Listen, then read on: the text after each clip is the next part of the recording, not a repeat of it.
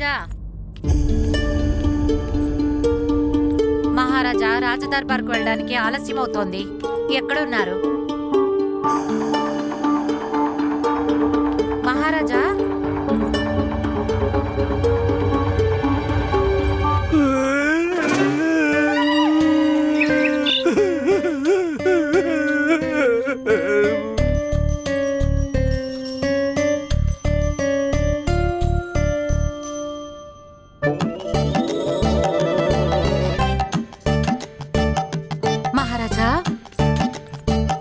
మహారాజా ఏమైంది? ఎందుకు ఏడుస్తున్నారు? ఏమైంది మహారాజా? ఏమవడం ఏంటి? చాలా దారుణం జరిగింది మహారాణి. నేను నా తలను అందరికీ చూపించుకునే అర్హత కోల్పోయాను. ఆలోచించండి మహారాణి, నేను ఇప్పుడు నా తలతో దర్బార్కి ఎలా వెళ్తాను? అందరూ నన్ను చూసి నవ్వుతారు. అందరూ నన్ను ఇలా కేశవిహీనంగా చూసేశారు. నాకు ఇంకా నమ్మకం కలగడం లేదు. ప్రపంచం అంతం కాబోతుందని చెప్తే నేను అది ఎలా నమ్మాను? పండిత రామకృష్ణ, అన్నిటికంటే ముందు నువ్వు పండిత రామకృష్ణకు విరుద్ధంగా మహారాజు మనసులో విషాన్ని నింపాలి. మహారాజా, ప్రపంచం అంతం కాబోతోందనే విషయాన్ని కాదు, మీరు పండిత రామకృష్ణ మీద నమ్మకాన్ని ఉంచారు. ఇవాళ మీరు హాస్యానికి పాత్రులైతే, ఇవాళ ఒకవేళ ఈ సమస్త విజయనగరం మిమ్మల్ని చూసి నవ్వుతుందంటే దానికి బాధ్యులు కేవలం పండిత రామకృష్ణే. వారికైతే ఇది తెలుసు కదా, మీరు వారిని శిక్షించలేరు అని. ఏంటి? ఎందుకు తనని శిక్షించలేను చెప్పండి? ఎందుకంటే విజయనగరం ప్రజల దృష్టిలో వారు ఎంతో గొప్ప మనిషి. మన ప్రజలందరూ వారిని కూడా మిమ్మల్ని గౌరవించినట్టే గౌరవిస్తారు. దానికే వారికి అహంకారంగా ఉంది. పైగా మహారాజా, ఈ అహంకారాన్ని మనం ముక్కలు చేయాలి. కానీ ఎలాగా? మహారాజా, ఇవాళ దర్బారులో మీరు పండిత రామకృష్ణ మీద దృష్టి పెట్టకండి. ప్రతి విషయంలోనూ వారి సలహా తీసుకోకండి. వారి మాటలను వినడం మానేయండి. అప్పుడే వారి గొప్పతనం నెమ్మదిగా తగ్గిపోతుంది. వారి అహంకారం ముక్కలవుతుంది. మీరు సరిగ్గా చెప్పారు మహారాణి. పండిత రామకృష్ణ అహంకారాన్ని ముక్కలు చేసే సమయం వచ్చేసింది. చూస్తూ ఉండండి, అతనికి నేను ఇలా కఠినమైన శిక్షిస్తానని. పండిత రామకృష్ణ,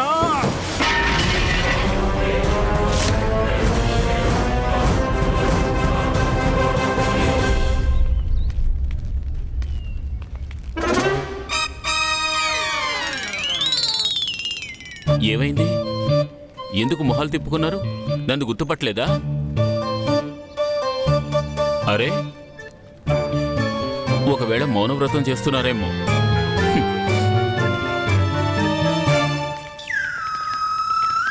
అరే, దండిచర్య మణిచర్య, ఎలా ఉన్నారు మీరిద్దరు?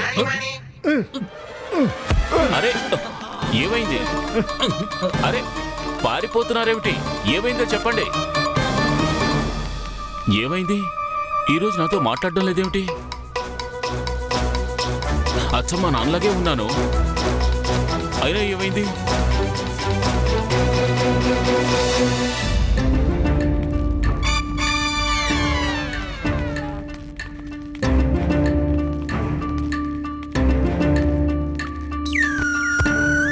పాపం పండిత రామకృష్ణ ఇవాళ ఇక్కడ తనకి ఏం జరగబోతుందనే దాన్ని ఊహించలేడు. గురువర్యా, అరే, ఏం చేస్తున్నారు మీరు? మాట్లాడకండి, దూరంగా ఉండండి. నాతో మాట్లాడకండి. మీరు నాతో మాట్లాడారంటే నాకు సమస్య వస్తుంది. సమస్య ఎందుకు వస్తుంది? అసలు ఏమైంది? విజయ్ వెంట. అరే, మీ కారణంగా మహారాజుకే కాదు, సమస్త విజయనగర ప్రజలకు కూడా తెలిసిపోయింది. మహారాజుకి బట్టతల కేశవిహీనులని. చూడండి, నేను మీతో మాట్లాడడం గనక మహారాజు చూశారంటే వారు నా శిరోజాలు కత్తిరిస్తారు. వెళ్ళండి. మహారాజు బాలకుమారుడికి జై! మహారాజు బాలకుమారుడికి జై! మహారాజు బాలకుమారుడికి జై! మహారాజు బాలకుమారుడికి జై! మహారాజు బాలకుమారుడికి జై! మహారాజు బాలకుమారుడికి మహారాజు బాలకుమారుడికి మహారాజు బాలకుమారుడికి మహారాజు బాలకుమారుడికి మహారాజు బాలకుమారుడికి మహారాజు బాలకుమారుడికి మహారాజు బాలకుమారుడికి మహారాజు బాలకుమారుడికి మహారాజు బాలకుమారుడికి మహారాజా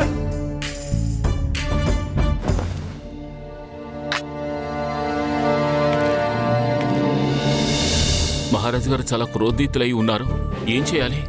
ఈ క్రోధాన్ని ఎలా తగ్గించాలి? మహారాజా తమకు విషయం చెప్పడానికి అనుమతించండి. చెప్పండి. ధన్యవాదాలు మహారాజా. నేడు నేను తమ సమక్షంలోనూ సమస్త రాజదర్బారు సమక్షంలోనూ నా రహస్యాన్ని బట్టబయలు చేయాలనుకుంటున్నాను. ఇంతకీ ఆ రహస్యం ఏమిటంటే, నాకు ఎప్పుడైనా కంగారు మొదలవుతే ఆ క్షణం నాకు తడబడ మొదలవుతుంది మహారాజా. మీరు ఏం చెప్పాలనుకుంటున్నారు? ఈ ప్రపంచంలో లోటు లేని వ్యక్తి అంటూ ఎవ్వరూ ఉండరంటున్నాను మహారాజా. కొంతమందికి శారీరకంగా లోపాలు ఉంటే, కొంతమందికి మానసికంగా. కానీ మనం ఎప్పటికైనా సరే మనలో ఉన్న లోటుని చూసుకుని లజ్జితులం కాకూడదు. వాస్తవానికి మనం దానిని స్వీకరించాలి. లోకం మనలోని ఆ లోపాన్ని చూసి అపహాస్యం చేస్తూ ఉంటుంది, కానీ మనం దానికి కంగారు పడకూడదు మహారాజా. నన్ను చూడండి, ఈరోజు నేను తమ అందరి సమక్షంలో నాలో ఉన్న ఒక లోపాన్ని స్వీకరించాను. దీన్ని బట్టి ఏమర్థమైంది? నాలో సాహసం ఉందని. పండిత రామకృష్ణ, దీని గురించి మాట్లాడమని ఇప్పుడు మిమ్మల్ని ఎవరు కోరారు? మీరు దీని గురించి ఎందుకు మాట్లాడుతున్నారు? ఎందుకంటే మహారాజు గారు వారిలోని ఒక లోపాన్ని సభాసదులందరి సమక్షంలోనూ బయటపెట్టారు. ఎందుకంటే మహారాజు గారు సాహసవంతులు. అలాంటి సాహసం అందరి మనుషుల్లోనూ ఉండదు మహారాణి. మహారాజులు సాహసవంతులు, గుణవంతులు, సహనశీలి. చాలా ఆపండి. చాలా అయిపోయింది. మీ ఈ మాటలతో మహారాజుకి ఏదైతే జరిగిందో దాన్ని మీరు మార్చలేరు. సమస్త విజయనగరం ముందు మహారాజుని పరిహసించారు. వారు కేశవహీనులని. దాని సంగతేంటి? కానీ మహారాజు గారు ఒకరే కేశవహీనులు కాదు కదా మహారాణి. అలాంటి వారు లక్షల్లో ఉంటారు. నన్ను చూడండి, నేను కూడా కేశవహీనున్నే. పండిత రామకృష్ణ, మీరు సాహసవంతులని చెప్పారు, కానీ మిమ్మల్ని మీరు మహారాజుతో పోల్చుకొని వారితో సమానులని చెప్పకండి. మహారాజా, మహారాజా, మీ వద్దకు న్యాయం కోసం వచ్చా మహారాజా. ఏమైంది? మహారాజా, వీరు మా అన్నగారు. మహారాజా, వీరి దగ్గర ఎక్కువ ధనం లేదు. అయినా సరే వీరు నమ్మకం ఉంచి ఒక వ్యక్తికి కొంత ధనాన్ని అప్పుగా ఇవ్వడం జరిగింది. కానీ ఇప్పుడు ఆ వ్యక్తి ధనాన్ని తిరిగి ఇవ్వడానికి నిరాకరిస్తున్నాడు. ఇక ఆ బాధలో మా అన్నయ్య ఒక బావిలో దూకి తన ప్రాణాలు తీసుకోవడానికి ప్రయత్నించాడు మహారాజా. చూడండి, ప్రాణాలు తీసుకోవడం తెలివైన పని కాదు. తెలివైన వాళ్ళైతే దోషికి శిక్ష పడేలా చేయడం. తమరు చింతించకండి. ఈ రాజదర్బారు న్యాయానికి మందిరం. మహారాజు గారి ఆశీస్సులతో అందరికీ న్యాయం లభిస్తుంది. తమకు కూడా లభిస్తుంది. ఇదంతా మీరు చెప్తున్నారా? అలాగైతే నా ధనాన్ని తిరిగి ఇవ్వండి. నేను ఇవ్వాలా? మీరు తీసుకున్నప్పుడు మీరే కదా ఇవ్వాలి.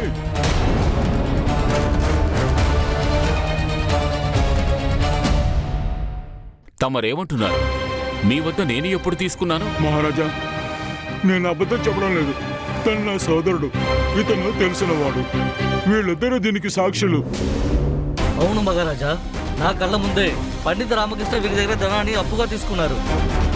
అవును మహారాజా, వారు చెప్పింది నిజమే. న్యాయం చేయండి మహారాజా, న్యాయం చేయండి. వారు చెప్పింది నిజమే. న్యాయం చేయండి మహారాజా.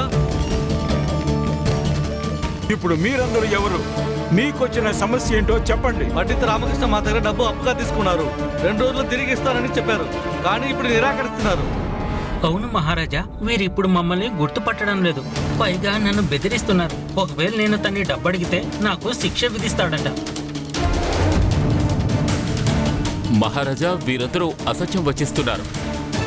అబద్ధం ఏంటి? మీరు మా ముందే కదా మాట్లాడారు. అసలు మీరంతా ఏమంటున్నారు? అసలు నాకేమీ అర్థం కావడం లేదు. జరుగుతుందో అసలు నిజానికి మాకు అర్థం కావట్లేదు పండిత రామకృష్ణ. సరే, ఒప్పుకుంటాం. ఎవరైనా ఒక వ్యక్తి అబద్ధం చెబుతారని ఇది కూడా ఒప్పుకుంటాం. ఇద్దరు వ్యక్తులు వచ్చి మీ మీద అబద్ధపు నిందలు వేస్తున్నారు అని. కానీ ఇదెలా నమ్మడం? అందరూ అబద్ధం చెప్తున్నారని. పండిత రామకృష్ణ, వీళ్ళల్లో ఏ ఒక్కరికైనా సరే మీతో వ్యక్తిగత శత్రుత్వం ఉందా? పండిత రామకృష్ణ, మా పేదల మీద దయ చూపించండి. మేము షావుకారులు కాదు, వడ్డీకి డబ్బు ఇవ్వడానికి. మేమందరం పేద రైతులు. మీరు మీ గౌరవం అంతా కోల్పోయారు. అవును మహారాజా, మాకు ఇప్పించండి. ఇతను మమ్మల్ని మోసం చేస్తున్నాడు. న్యాయం చేయండి మహారాజా. శాంతించండి, శాంతించండి. పండిత రామకృష్ణ, మీరు అన్యాయాన్ని ఎదిరించి సత్యానికి అండగా నిలబడేవారు కదా. మరి ఇంత పెద్ద న్యాయం చేయడానికి ముందు మీరు ఏమాత్రం ఆలోచించలేదా? మీరు ఈ విజయనగర సామ్రాజ్యానికి గౌరవం పండిత రామకృష్ణ. మరి ఈ గౌరవానికి మచ్చని ఎలా రానివ్వగలిగారు? పండిత రామకృష్ణ గారు, మీరు ఇలా చేయగలరు అని కనీసం నేను కలలో కూడా ఊహించలేను. ఛీ!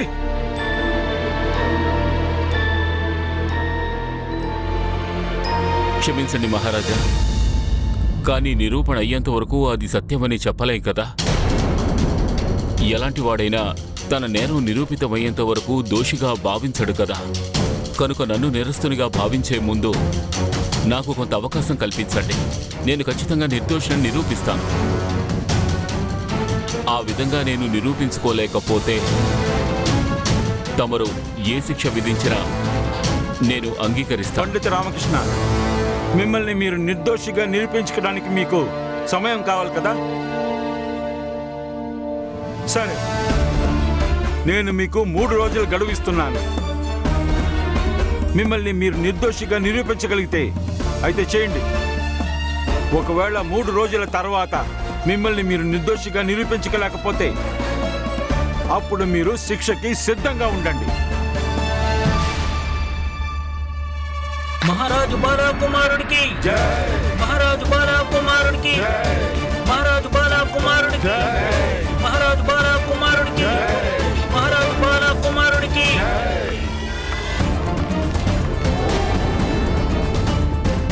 ఈ కైకాల చాలా శాంతంగా కనిపిస్తున్నాడు. ఒకవేళ ఇదంతా ఇతను పన్నిన పన్నాగమా?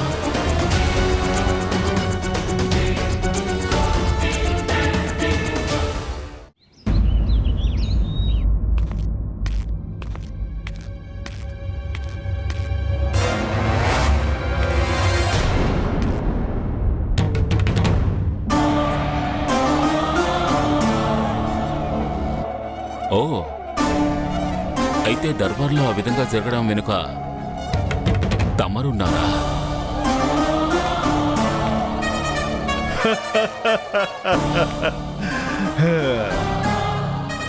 నేను ఎటువంటి చక్ర వ్యూహాన్ని పన్నానంటే అన్ని వైపులా నా యోధులు ఉన్నారు.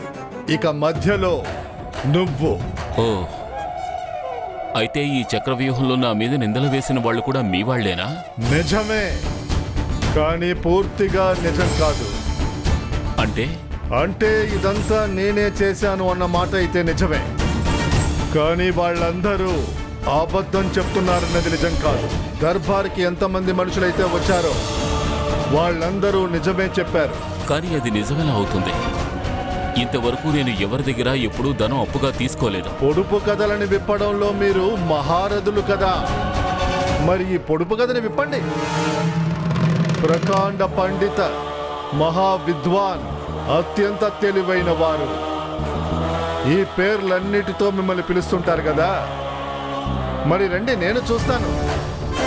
మరి మీ తెలివితేటల్ని ఉపయోగించి ఏ విధంగా మీ మీద పడిన నిందలని అబద్ధమని నిరూపిస్తారని. ఏమైంది పండిత రామకృష్ణ? ఇది కేవలం ఒక సూక్ష్మమైన ప్రారంభం మాత్రమే, కానీ మీ ముఖమండలమంతా వెలవెలబోయిందెందుకు?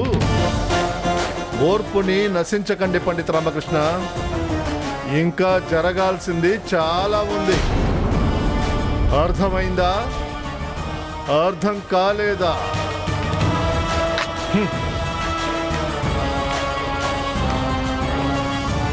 ఇంకా ఏం జరుగుతుంది? అసలు ఇతని ఉద్దేశం ఏమిటి? ఇంకా ఈయన ఎటువంటి ఎత్తులు వేయబోతున్నాడు? నాన్న, నేను మిమ్మల్ని వెతకాలన్న ఆలోచనతో మీ వేషంలో ఉన్నాను. మీకు లభించిన గౌరవమే నాకు లభించింది. కానీ ఈ కైకాల ఆ గౌరవాన్ని అమర్యాదగా మార్చాలని ప్రయత్నిస్తున్నాడు. మీ పేరుకి కళంకం తేవాలనుకుంటున్నాడు. ఏం చేయాలో అంతుపట్టడం లేదు.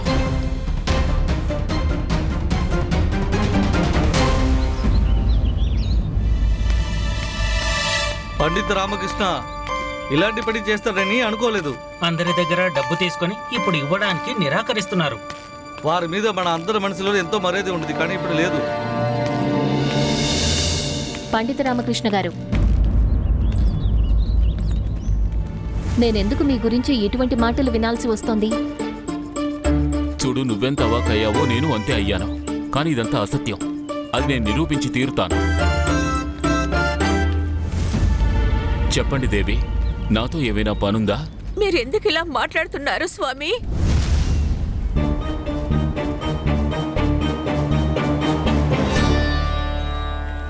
ఏంటి స్వామా? స్వామి ఎవరు? ఎవరికి స్వామి? నా వల్ల పొరపాటు జరిగిందా? నాకు మీరు ఏ విషయంలో శిక్ష విధిస్తున్నారు? మీరు లేకుండా నేను ప్రాణాలతో ఉండలేను. అరే, ఎందుకు ఇలా మాట్లాడుతూ ఉన్నారు? మరీ ఇంత నిష్ఠూరంగా ఉండకండి. నేను మీ భార్యను. నాకు మొహం చాటేయకండి. భార్య?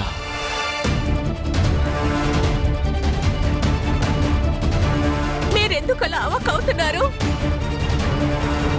ఏదో ఒకటి మాట్లాడండి.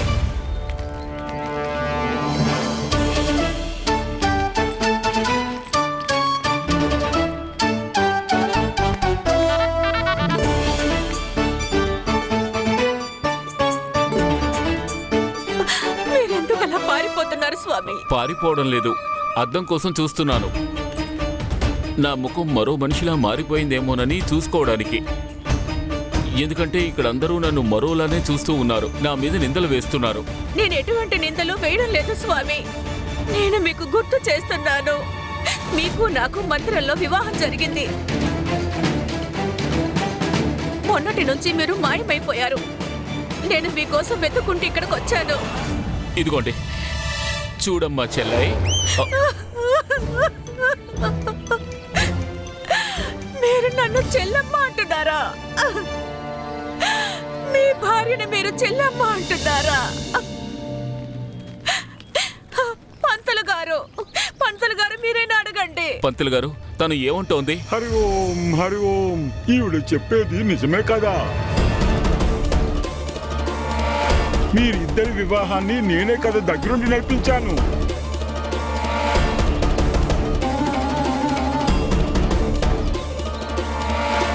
అరే, ఏంటి మీరు కూడా ఏదేదో వాగుతున్నారు?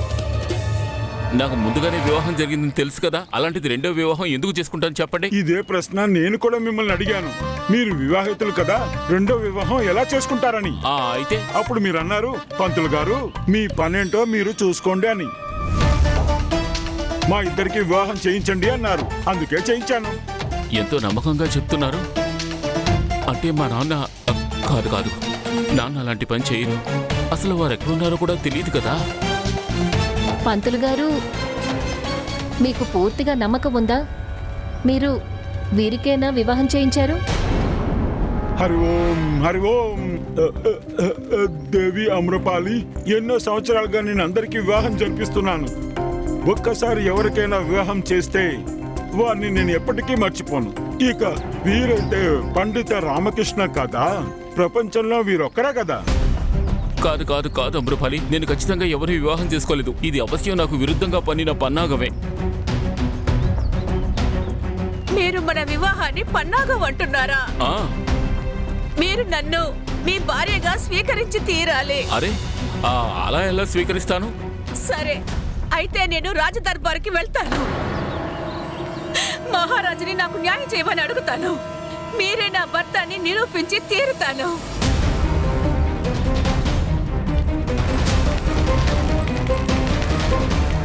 పండిత రామకృష్ణ గారు, మీరు ఒక యువకుడికి తండ్రి అయ్యుండి ఇదంతా... అయ్యో కాదు అమృపాలి, నేను నిజం చెప్తున్నాను. మీరు వదిలేయండి. అరే, నేను చెప్పేది విని వెళ్ళు. ఓరిని, దీన్నే సమస్య మీద సమస్య అంటారు. తను కూడా ఇప్పుడే రావాలా? పైగా తనంతా వినేసింది. కాంత, అరే కాంత, నేను చెప్పేది విని వెళ్ళు. కాంత, ఓరి దేవుడా, ఈ కైకాల నన్ను అన్ని వైపుల నుంచి కావాలని ఇరికిస్తూనే ఉన్నాడు. అతని పథకాల్లో ఇంకా ఏవే ఉన్నాయో. నేనేం చేయాలి? ఈ సమస్య నుంచి ఎలా తేరుకోవాలి?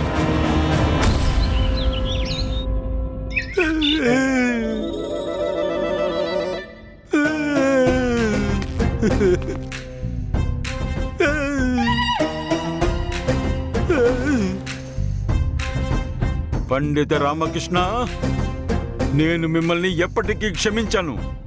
ఖచ్చితంగా క్షమించను. మీరు క్షమించడానికి వీల్లేదు మహారాజా. పండిత రామకృష్ణ మీకు మాత్రమే అన్యాయం చేయలేదు. అతను చాలా మందికి అన్యాయం చేశాడు. కొంతమంది దగ్గర డబ్బు తీసుకొని తిరిగి ఇవ్వడానికి నిరాకరిస్తున్నాడు. మహారాజా, ఒక సూచన. రాజదర్బారులో పండిత రామకృష్ణకి విరుద్ధంగా మరొక ఆరోపణ వచ్చింది. అందుకని ఇప్పుడే మనం రాజదర్బార్కి వెళ్లాల్సి ఉంటుంది. మరొక ఆరోపణ? ఏమిటా ఆరోపణ? చాలా గంభీరమైన ఆరోపణ. ఒక మహిళ వారి మీద నింద వేసింది. ఏమి నింద?